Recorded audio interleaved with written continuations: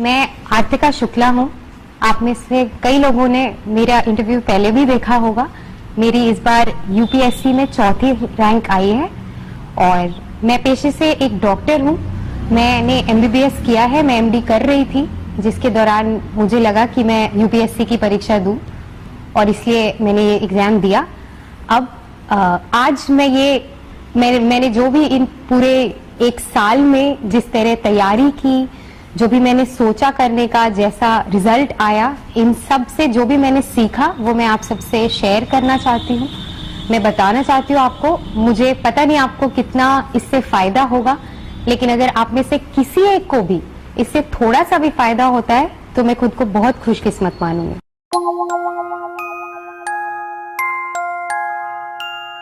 शुरुआत करते हैं कि इस एग्जाम की प्रिपरेशन कब से करनी है। मुझसे बहुत सारे लोगों ने ये पूछा है, तो मैं ये कहना चाहती हूँ कि लोग आपको ऐसा कहेंगे कि आप बचपन से ये करें, स्कूल टाइम से करें, कोई एक पर्टिकुलर टाइम है जब आपको शुरुआत करनी चाहिए। मुझे ऐसा बिल्कुल नहीं लगता। मैंने शुरुआत 2014 के नवंबर में की थी और एक साल में मैंने इसकी ठीक ठाक तैयारी कर ली। तो मैं आपको यही कहना चाहती हूँ कि आपको जब भी लगे कि आपको ये परीक्षा देनी है, आपको लगता है कि आप ये कर सकते हैं, आप बिल्कुल इसमें जुट जाएं। उसमें आपकी उम्र कितनी है, कितने साल बचे हैं, कितने अटेम्प्ट बचे हैं, इनका कोई आप इसका ध्यान न दें। और अगर आपको लगता है कि आप मेहनत कर सकते हैं तो एक साल भी बहुत है। मैंने एक साल ही मेहनत की है। अब शुरू करते हैं। तो सबसे पहला एग्जाम, जैसा कि आपको पता ही होगा, प्रीलिम्स होता है, जो अगस्त के महीने में होता है पिछले 2 साल से।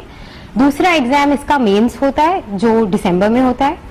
और अगर इन दोनों में क्वालिफाई हो जाए तो इंटरव्यू होता है, जो प्रोबेबली मार्च से मई जून तक चलता है।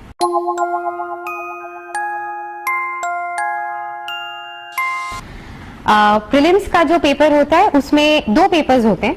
एक होता है सीसैट या एप्टीट्यूड और एक होता है जनरल स्टडीज। प्रीलिम्स में कोई भी ऑप्शनल सब्जेक्ट का पेपर नहीं होता है, ये पैटर्न चेंज हो गए।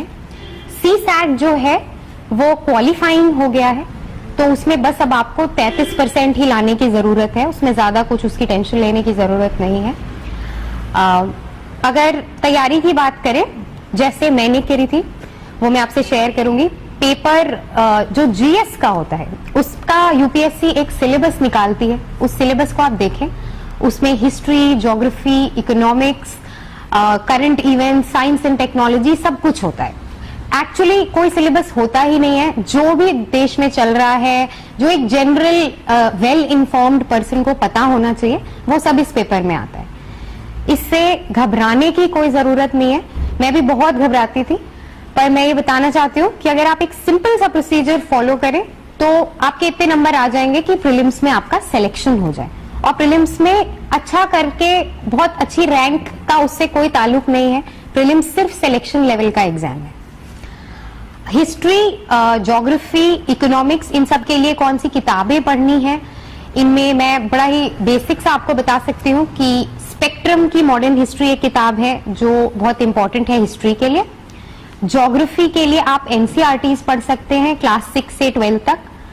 और इधर उधर अगर आपको थोड़ा और जानना है तो आप जीसी लियोंग भी पढ़ सकते हैं, बट उसकी उतनी जरूरत नहीं होती। और इकोनॉमिक्स के लिए अगेन आप एनसीईआरटी के 10th, 11th, 11th and 12th की किताबें पढ़ लें तो वो मोर देन इनफ नॉलेज है। इसके अलावा जो करंट इवेंट्स है उसके लिए आपको न्यूज़पेपर पढ़ना ही पढ़ना है।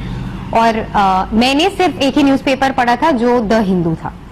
आई थिंक बहुत सारे लोग और भी न्यूज़पेपर्स पढ़ते हैं, वो आप अपने कन्वीनियंस के हिसाब से देख लें। उसके अलावा जो साइंस एंड टेक्नोलॉजी और स्पेस और डेवलपमेंट्स और ये जनरल बातें हैं, वो आपको न्यूज़पेपर के अलावा कुछ भी पढ़ने की जरूरत नहीं है। मैंने तो नहीं पढ़ी थी और उसमें ज्यादा टाइम वेस्ट करने की भी जरूरत नहीं है। मैं यही कहूंगी कि प्रीलिम्स और मेंस की तैयारी आप साथ साथ करें। दिन भर में अगर 3 घंटे आप प्रीलिम्स के लिए पढ़ रहे हैं तो मेंस के लिए 1 घंटा निकाल लें। प्रीलिम्स के वो टॉपिक ज्यादा पढ़ें जो मेंस में कोइंसाइड करते हैं। तो ऐसा करके आपकी प्रिपरेशन एक अच्छे लेवल तक आ जाएगी अगस्त में ही। इसके अलावा मैंने एक चीज जो की थी प्रीलिम्स की तैयारी में, वो था डिफरेंट कोचिंग सेंटर्स के टेस्ट पेपर्स करना। तो वो आप जरूर करें। मैंने कोई भी कोचिंग ज्वाइन नहीं की थी, मेरा कोई क्लासरूम कोचिंग का एक्सपीरियंस नहीं है। एक कोचिंग कहीं मैं गई भी थी तो मैंने 3 दिन के बाद वहां जाना छोड़ दिया था। इसलिए मैं ये कहूंगी कि आप एक बार दिल्ली जाएं एग्जाम के 2 महीने पहले, और जितने भी कोचिंग सेंटर्स जो फेमस हैं उस साल जो चल रहा है, जो टॉपर्स बोलते हैं, उन कोचिंग सेंटर्स के पेपर्स लेके वो पेपर्स घर पे करें। ये बहुत अच्छी प्रैक्टिस करा देता है। आप टाइम लिमिट में करें तो आपको बिल्कुल एग्जाम जैसा फील होता है। और कुछ 1-2 कोचिंग हैं जैसे इनसाइट्स ऑन इंडिया है, विजन IAS है, इनके क्वेश्चंस एक्चुअली हमारे मेन यूपीएससी के पेपर में रिपीट भी होते हैं, तो ऐसा जरूर करें। और इसके साथ CSAT के लिए ज्यादा टेंशन लेने की अब बिल्कुल जरूरत नहीं है। उसमें बड़ा ही बेसिक 10th लेवल का मैथ्स, 10th लेवल की इंग्लिश, थोड़ा सा समझदारी, कॉम्प्रिहेंशन, वो आना चाहिए। और मुझे नहीं लगता उसके लिए किसी स्पेशल प्रिपरेशन की जरूरत होती है। अगर आपको इंग्लिश में डर लगता हो तो आप इंग्लिश की कोई किताब पढ़ ले। मैंने नहीं पढ़ी थी, इसलिए मैं आपको बता नहीं सकती कि कौन सी पढ़नी। ये सब करके आपका प्रीलिम्स खत्म हो जाएगा।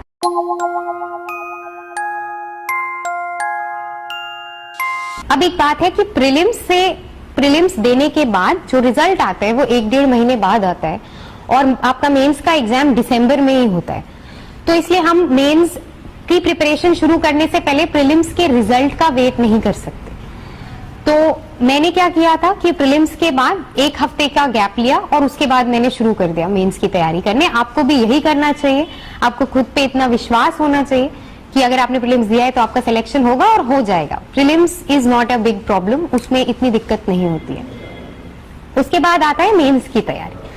अब मेंस की तैयारी में बहुत सारा, it is a very vast thing, बहुत बड़ा है, बहुत ही स्ट्रक्चर्ड करना है, बहुत सारी चीजें इसमें सोचनी भी पड़ती है। तो हम इसको ऐसे देखते हैं, पेपर 1, पेपर 2, पेपर 3 और पेपर 4, इन 4 भाग में बांट के मेंस की तैयारी करते हैं। जो पेपर 1 है उसका सिलेबस आपको यूपीएससी के साइट पे मिल जाएगा। सबसे पहली चीज जो आपको करनी चाहिए वो है मेंस के सिलेबस को ध्यान में रखें, उसको याद कर लें, उसको अपने कमरे में चिपका लें, ताकि जो भी उसमें कुछ लिखा है वो अगर आपको कभी चलते फिरते दोस्तों से बात करते हुए, न्यूज़पेपर में आते हुए कहीं भी वो लगे कि आपको कुछ उसके लायक चीज मिल रही है तो उसको आप कर सकें। तो आप सिलेबस याद कर लें।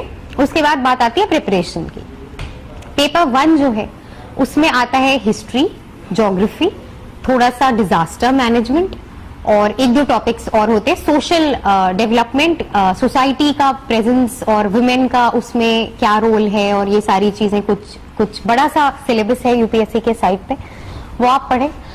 पेपर 1 के लिए मैंने जो किया था वो मैं आपसे शेयर कर सकती हूँ। हिस्ट्री में मैंने बिपिन चंद्रा की जो 2 किताबें हैं, इंडिया स्ट्रगल फॉर इंडिपेंडेंस और पोस्ट इंडिपेंडेंस पे, वो दोनों पढ़ी थी।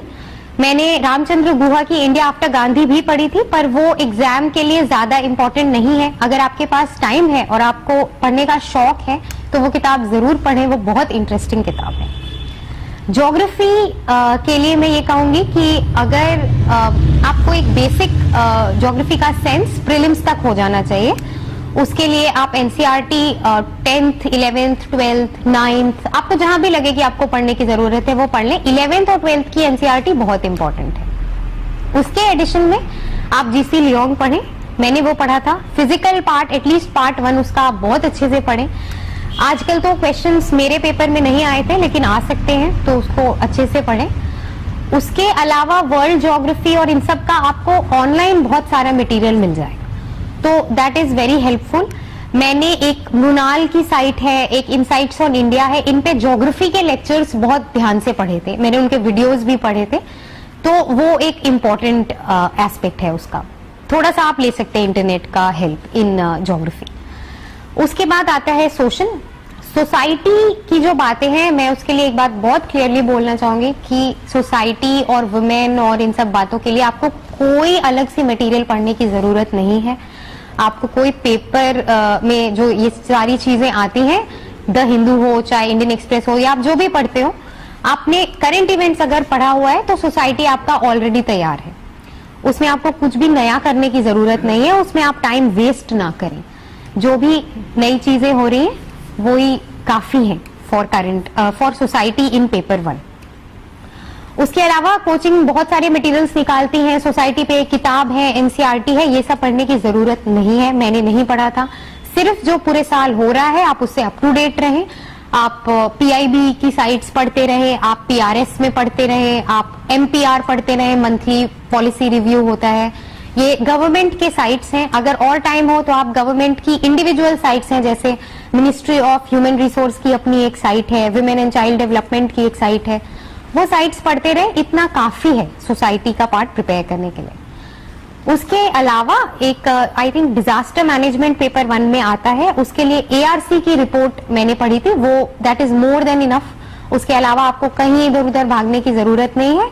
इन एडिशन अगर कोई डिजास्टर कंट्री में हुआ है, कहीं अर्थक्वेक आया है, कहीं फ्लड्स आए हैं, तो न्यूज़पेपर से आपका वो प्रिपेयर होता रहे। तो पेपर 1 का इतना हुआ। अब हम पेपर 2 पे चलते हैं, जो मुझे सबसे टफ लगता था यूपीएससी के पेपर्स में। That is about governance and public policy I think and social justice, और ऐसा बड़ा ही बड़ा सा पेपर है, बहुत बड़ा सिलेबस है। बट सिलेबस से डरने की कोई बात नहीं है, आपको सिलेबस याद कर लें। सबसे पहले एक बेसिक बुक जो है वो है लक्ष्मीकांत, मैंने वही पढ़ी थी प्रीलिम्स के लिए, और वही आपको मेंस के लिए भी एक बार दोहरानी होगी। उसके बाद जो भी टॉपिक्स आते हैं उनके बारे में आप या तो किसी कोचिंग सेंटर से वो मटेरियल लेके पढ़ें, या उससे बेटर तरीका क्या है कि आप उन टॉपिक्स को गूगल पे डाल दें और जो भी रिजल्ट आए आप वो ऊपर ऊपर से पढ़ लें। जो आपके करंट इवेंट्स चल रहे हैं, जो हिंदू में खबरें आ रही हैं, वो सारा आप ऊपर से पढ़ लें, और उनसे इन एडिशन अगर कुछ नहीं मिल रहा है तो आप गवर्नमेंट की मिनिस्ट्रीज की साइट्स पे जाएं और उनसे पढ़ते रहें। Monthly policy review again very important. योजना एक गवर्नमेंट का मैगजीन है, 10 रुपए की आती है, बहुत इंपॉर्टेंट है। योजना मैगजीन आपको जरूर पढ़नी है, उससे पेपर 2 ऑलमोस्ट प्रिपेयर हो जाता है। इन एडिशन पेपर 2 में सोशल डेवलपमेंट और ऐसे कुछ कुछ टॉपिक्स हैं जिनके लिए आपको बड़ा फोकस होके पढ़ना पड़ेगा। जो ministry of social justice and empowerment है, कोई जुवेनाइल लॉ आया है, कोई लड़कियों पे लॉ आया है, कुछ सुप्रीम कोर्ट में चल रहा है, ये सब आपको थोड़ा सर्च करके देखना होगा। मैंने इंटरनेट का बहुत यूज किया था पेपर 2 में, तो मैं यही कहना चाहूंगी कि बेटर है कि आप जो कोचिंग के मटेरियल्स आते हैं या जो कोचिंग में पढ़ाते हैं कि भाई टॉपिक है एम्पावरमेंट ऑफ वुमेन या स्टेट लेजिस्लेचर, तो अब इस पे आप थ्योरी के 20 पन्ने पढ़ रहे हैं, 50 पन्ने पढ़ रहे हैं, इनका कोई यूज नहीं है। यूपीएससी में अब ऐसे सवाल ही नहीं आते जो आप किसी किताब में पढ़ के आंसर वहां कर पाए। आप न्यूज़पेपर पढ़ें, मैंने जो साइट्स बताई आप वो साइट्स देखते रहे, आप खुद सोचें अभी अगर कोई लॉ आया है उसके क्या प्रोज एंड कॉन्स होंगे, आप गूगल पे डाल दें advantages of the recent amendment, आपको खुद 4-5 टॉपिक्स मिल जाएंगे, 4-5 न्यूज़पेपर के एडिटोरियल्स मिल जाएंगे, उसको पढ़ें, अपना एक व्यू बनाएं, उसको शॉर्ट करें और अपनी कॉपी में, या अगर आप ऑनलाइन नोट्स बनाते हैं तो शॉर्ट करके 1 पैराग्राफ 2 पैराग्राफ्स में उसको लिख दें। इस तरह आपको पेपर 2 करना है। पेपर 2 रिक्वायर्स बहुत ज्यादा डिटर्मिनेशन और फोकस, वो आपको डे 1 से डे लास्ट तक करना है, और एंड तक आपको लगेगा कि मैंने कुछ पढ़ाई नहीं की है, बट यही सही तरीका है। आपको बहुत सारे लोग कहेंगे कि ये किताब पढ़ लो, ये कोचिंग कर लो, ये टेस्ट पेपर कर लो, ऐसा मत करिए, मैंने ऐसा नहीं किया था। आप एक जागरूक सिटीजन की तरह पेपर 2 की प्रिपरेशन करें, एक स्टूडेंट की तरह ना करें। तो जो क्वेश्चन पेपर में एक सवाल आएंगे वो भी आप एक बहुत ही अच्छे लेवल का आंसर उसमें लिख सकते हैं। इसके अलावा पेपर 2 में मुझे लगता है थोड़ा सा एक कॉमन सेंस की जरूरत होती है, वो नॉर्मली डेवलप होने में थोड़ा मुश्किल होता है, तो आप एक मॉक टेस्ट सीरीज जरूर करें पेपर 2 के लिए। उसमें आपको ऐसे रैंडम सवाल पूछे जाएंगे, आपको लगेगा जब आप टेस्ट दे रहे होंगे कि मैं क्या लिखूं। ऐसा ही सेम यूपीएससी के पेपर में भी होगा।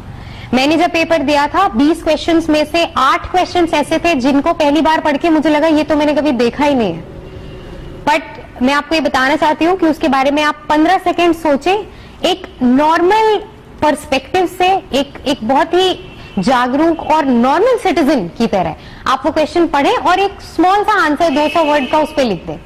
और यही वो एक्सपेक्ट करते हैं आपसे। आप ये मत सोचिए कि आप हर टॉपिक के बारे में 200 वर्ड्स याद करके जाएंगे और वहां उलट देंगे, ऐसे सवाल ही नहीं आएंगे। तो पेपर 2 के लिए ये जो बात, ये सारा प्रिपरेशन टेक्निक प्लस एक मॉक टेस्ट सीरीज जो आपको सोचना सिखा दे, जो आपको कम समय में 3 घंटे में 20 क्वेश्चन सोच के लिखना सिखा दे, ये करना इज मोर देन इनफ, और कुछ करने की जरूरत नहीं। फिर आता है पेपर 3 विच इज इकोनॉमिक्स। और इकोनॉमिक्स एक ऐसा पार्ट है जो मुझे एज अ डॉक्टर बहुत टफ लगता था। मुझे कुछ नहीं पता था जब मैंने ये प्रिपरेशन शुरू की। मुझे ये भी नहीं पता था कि बैंक्स क्या होते हैं, उनका काम क्या होता है लोन, क्या होता है लेंडिंग रेट, आरबीआई का काम क्या है। तो अगर आपकी भी ऐसी हालत है तो आप इससे घबराइए मत, काफी टाइम है और इसके लिए पढ़ाई की जा सकती है। बहुत ही बेसिक लेवल का इकोनॉमिक्स यूपीएससी में आता है। तो जो टफ इकोनॉमिक्स आती है एक्चुअली वो प्रीलिम्स के लेवल पे आती है। तो उसके लिए जैसा मैंने आपको बताया, आप 11th और 12th की एनसीईआरटी पढ़ लें, आपको बेसिक इकोनॉमिक्स का नॉलेज हो जाएगा। उसके बाद पेपर 3 का जो टॉपिक है, जो भी टॉपिक्स हैं वो आप एक बार ध्यान में रखें। एक एनसीईआरटी आप पढ़ लें। रमेश गुप्ता की एक किताब आती है जो लोग कहते हैं पढ़नी चाहिए, मैंने थोड़ी थोड़ी वो पढ़ी थी, वो इतनी मोटी किताब है। अगर आपके पास समय है और अगर आप इकोनॉमिक्स में इंटरेस्टेड हैं, आपको अच्छा लगता है तो आप वो किताब पढ़ें। मैंने वो नहीं पढ़ी थी, मैंने शायद 2-3 पेजेस से ज्यादा नहीं पढ़े थे, बट वो एक अच्छी किताब है। मैंने मेंस के बाद थोड़ा सा उसको पढ़ा तो मुझे वो बहुत अच्छी लगी। बाकी मैं ये कहना चाहूंगी कि एसेंशियल पेपर 3 में कोई भी किताब नहीं है। आप अगेन करंट अफेयर्स पढ़ते रहें। इकोनॉमिक्स से रिलेटेड जो न्यूज आती है वो आप ध्यान में रखें। आरबीआई ने कोई नई कमेटी बनाई, गवर्नमेंट ने मॉनेटरी पॉलिसी के बारे में कुछ बोला, बजट आया और इकोनॉमिक सर्वे आया। मैं एक बहुत वाइटल पीस ऑफ इंफॉर्मेशन यहाँ पे शेयर करना चाहती हूँ, वो ये है कि इकोनॉमिक सर्वे से डायरेक्टली हमारे पेपर में 3 या 4 क्वेश्चन आए थे यूपीएससी के। सिर्फ इकोनॉमिक सर्वे के जो चैप्टर्स हैं, उनके टॉपिक्स और उनके जो 10-12 पेज जो वो लिखे रहते हैं, उससे डायरेक्ट लाइंस उठा के यूपीएससी के पेपर में आई। तो अगर कोई ऐसी एक किताब है जो आप पढ़ लें और आपको लगे कि हाँ इससे मेरे पेपर में क्वेश्चन आए, तो वो इकोनॉमिक सर्वे। आप इकोनॉमिक सर्वे जब भी रिलीज होता है, जब भी टेबल होता है पार्लियामेंट में, उसका ओरिजिनल कॉपी लें, वो फोटोस्टेट्स और कोई भी ऐसे समरीज वो सब ना करें, और उसको लेके आप एक बार क्या मैं कहूंगी 2 बार इकोनॉमिक सर्वे पढ़ लें और इकोनॉमिक सर्वे का एक समरी बना लें। उसको आप रिवाइज करते रहें, उससे डेफिनेटली 2-3 क्वेश्चंस आएंगे। बजट के सिर्फ की फीचर्स पढ़ने की जरूरत है, पूरा बजट पढ़ने की जरूरत नहीं है, वो थोड़ा टफ भी होता है फॉर एनीवन जिसका इकोनॉमिक्स का बैकग्राउंड नहीं है। इसके अलावा पेपर 3 के लिए मुझे याद है ज्योग्राफी की एनसीईआरटी बहुत इंपॉर्टेंट होती है। उसमें बहुत सारे क्रॉपिंग पैटर्न्स और इंडिया की इकोनॉमी, एग्रीकल्चर, इन सब पे बातें करनी है, उसमें लिखा रहता है। तो उसके लिए आप बस ज्योग्राफी की एनसीईआरटीज पढ़ लें, बहुत हाई लेवल की जरूरत नहीं है। करंट इवेंट्स में अगर कुछ हो रहा हो, कहीं पे हमने कुछ नया किया, हमने फोर्टिफाइड क्रॉप्स ला रहे हैं, या कहीं पे ड्रॉट्स बहुत ज्यादा हो रहे हैं, फार्मर सुसाइड्स बढ़ रहा है, तो ये सब आपको करंट इवेंट से पता चल जाएगा।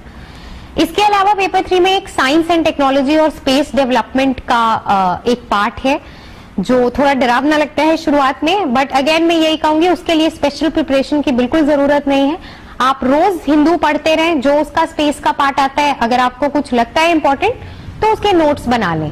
अगर 1-2 सवाल आपसे नहीं भी आए तो उसके लिए एक पूरी किताब पढ़ने की जरूरत नहीं है। साइंस एंड टेक्नोलॉजी मुझे लगता है अगर आपने साल भर पेपर पढ़ा है तो आपको कोई एंड में जाके एक नई किताब खरीदने की जरूरत नहीं है। मेजॉरिटी बच्चे यही करते हैं। लोगों को लगता है कि साइंस एंड टेक्नोलॉजी, नवंबर में बहुत सारी कोचिंग्स एक बुकलेट निकाल देते हैं और कहती हैं कि ये पूरे साल का साइंस एंड टेक्नोलॉजी है। उसमें टाइम वेस्ट ना करें, मैंने वो नहीं किया था। उससे हार्डली 1-2 सवाल आएंगे और उसको पढ़ने में आपको 2-3 दिन लग जाएंगे। तो मैं यही कहूंगी कि आप साल भर एक माइंडसेट रखें कि साइंस की अगर कोई न्यूज आती है न्यूज़पेपर में तो वो आपने एक नोट बना के रख लेना है। इसके अलावा पेपर 3 से डरने की जरूरत नहीं है। जैसा कि मैं एक बार दोबारा कहना चाहूंगी, economic survey is of utmost importance. उसको किसी भी हालत में उसको इग्नोर नहीं किया जा सकता। Budget is again of importance and anything जो फाइनेंस मिनिस्टर का स्पीचेस आ रही हो, आरबीआई गवर्नर ने कोई स्पीच दिया हो जिसमें वो इंडिया के बारे में कुछ बता रहे हो, आपको उसका आइडिया होना चाहिए। और जो भी पूरे साल इकोनॉमिक न्यूज का कवरेज होता है वो आप पढ़ते रहें, और that is more than enough for paper 3।